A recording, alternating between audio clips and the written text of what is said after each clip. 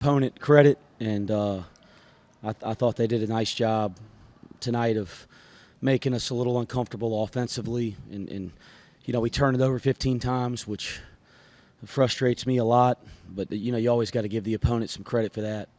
And then, there's guys that I think we have a team that's good enough defensively to be able to kind of cover good players and good teams. But you look down, and the nights that, Hawkins and McDaniel had are pretty special for them, So we'll be frustrated watching the film, but hats off to those guys, looking down and watching it live.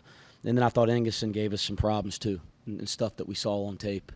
I thought our group showed some character to dig back in it and tie the game, and then we just couldn't quite sustain it enough to turn the corner. Dan had a really nice game on offense. It's good to see that. We know that's going to keep coming and coming. So it's good to see him coming off the injury, starting to find his rhythm. So I'm pleased for him. But I didn't think we didn't play to our identity tonight, and that's the part maybe I'm the most frustrated with. Did you expect that out of McDaniel, getting a second start? We talked about him as a starter because he was playing starting minutes, even though he'd only started one game. So we did. He was one of the main guys on the scouting report at guard because of the minutes that he's played, even though he had not started. Hey, you mentioned Coleman Hawkins kind of having a special night. What made him special, and what do you see on the scouting report from him?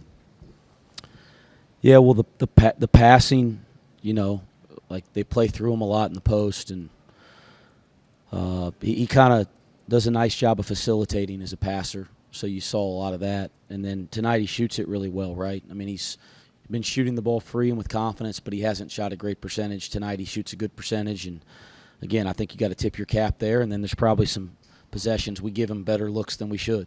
And then, I thought some of the fouls, I haven't had a chance to study, but he goes 3 for 4 at the free throw line. I thought there were some possessions where we played great to the last 5 or 6 seconds of the shot clock, and we commit a silly foul instead of making them try to finish through us.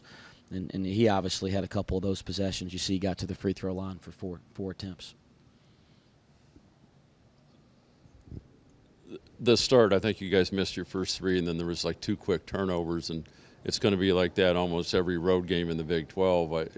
Is that just a tough lesson to learn early on? What's it going to be like? Well, most of the games are pretty crazy. So, and that was. Well, let's just say that I don't think I have a team that's going to turn the ball over 2 of the 3 first possessions. We've given nobody any indication that we should be that team. We were that team tonight, and that happens. But no, I don't think it needs to be that way moving forward. I think we have control over that. But the 15 turnovers were very frustrating, especially the ones out front. Like we had chances in the open court, put our head down instead of just sharing it, and those should be conversions when you have numbers, and those were frustrating sequences. But no, I don't think we have to be a team that turns it over 2 of the first 3 possessions. Dan, did you think you were close to changing the momentum? You had like 7 straight points late in the first half, and that gave you guys the 1 lead, and same in the second half, another run. But how close did you feel to this changing? Really, I'm just out there, playing my role, trying to get the win as a team together, and my teammates find me, and I got into a little rhythm, and that was it. I thought I could do a lot better on rebounding on both sides of the floor. It came down to a lot of rebounding, and that's one of my specialties, and I didn't do that tonight, so I'm gonna make sure I get back in the gym and work on that. How well is your team? I know there was some illness going through. We're fine. There's nothing that should keep. There's nothing going on there. There's nothing there. I mean that. Question for Dan. Did you notice a change in intensity out there with it being the Big 12 opener? Did it seem like both teams were playing a little bit harder than usual because of that? I don't think playing harder just because of that.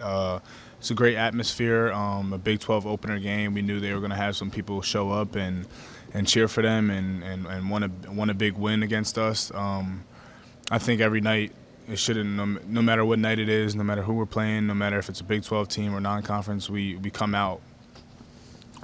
We come out together and we want to play hard any game it is. We don't just play harder for this game or play less for that game just because it's a Big 12 opener or a very good team. So, yeah, that was it. Did you like what you got off from Day off the bench? He came in and sparked a couple runs. Yeah, I don't think a Day is a bench guy. I know that we're bringing. It's kind of like Doug McDaniel. Like, you know, he's been hurt, and we've been slowly kind of bringing him back, but he's starting to look like himself. So I thought he gave us a huge lift tonight when he checked in the game, and he's going to play heavy minutes like all of our main guys. Like, that's, as long as he's healthy, that's to be expected. Anything else? All right, thanks, guys. Thanks.